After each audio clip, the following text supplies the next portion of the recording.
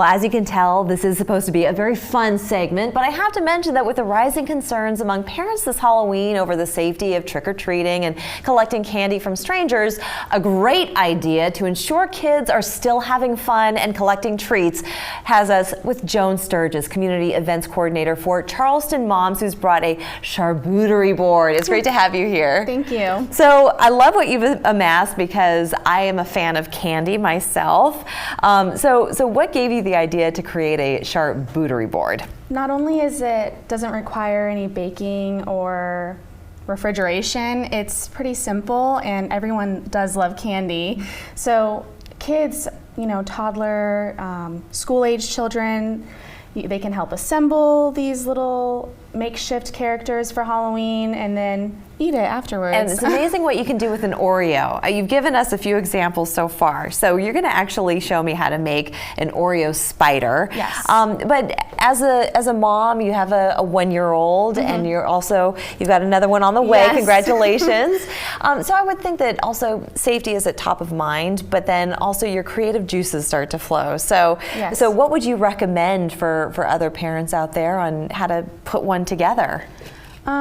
Definitely, keeping the kids involved by letting them snack on it along the way of creating the board itself, and then also, making sure that if something could be choked on, obviously don't give them that. Right. But other words, it's really a safe kind of Halloween baking craft. It doesn't require turning on the oven and having to do anything too messy. That is true. But you've got candies, you've got pretzels, you have donuts, all kinds of things. I'm going to actually steal this candy corn pumpkin, and you're going to show me how to make an Oreo spider. So where did we begin? So we're going to take an Oreo, and we're going to split it. I was always very good at this. Yes.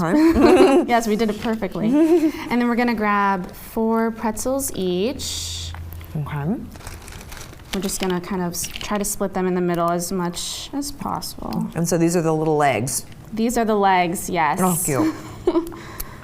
So this Halloween, what are you going to be?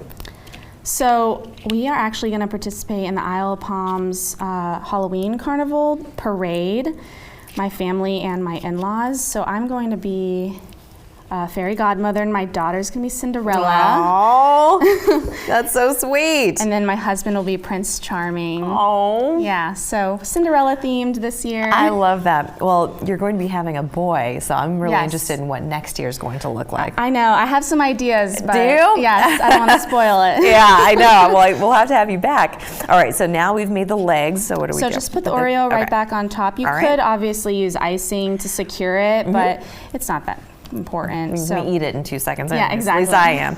All right, and then what? And then we have to add the eyes. So we'll just, if you want to grab 2 eyes. Okay. And then you just use icing. Okay. And put 2 little. So that's the glue. Yes, this is sort of the glue. I'll borrow yours. There you go. Thank you. And when you have children over, let's say you're doing a party, a lot of kids, they've got food allergies and things like that. So what would you recommend? What's your advice for parents who want to have the kids over but also want to make sure that they're safe? I guess it would really depend on who you're inviting over, making sure ahead of time. But thankfully, a lot of these candies, especially like the candy corn and the Oreos, are almost entirely allergy-free. But you could also do something really similar with fruits and vegetables. We just did a candy thing today. Oh, you did? Look at how cute that is. Oh my goodness, that's adorable. I'm afraid of spiders usually, but not of this one. And Charleston Moms, this is a really neat group that a lot of members in the Charleston area are part of. And so tell us real quick about what you do with Charleston Moms. It's a mom resource, but not just moms. It's families in general for the Charleston area and the surrounding areas. And it's online resources in the sense of topics relating to parenting, every stage. You can find events that are happening in the Tri-County area.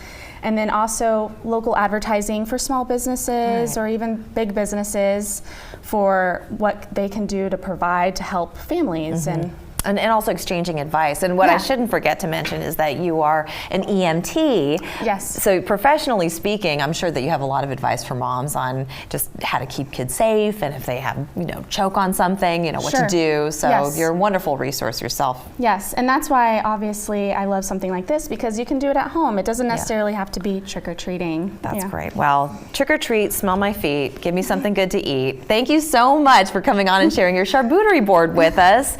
And happy Halloween, everybody. We'll be right back.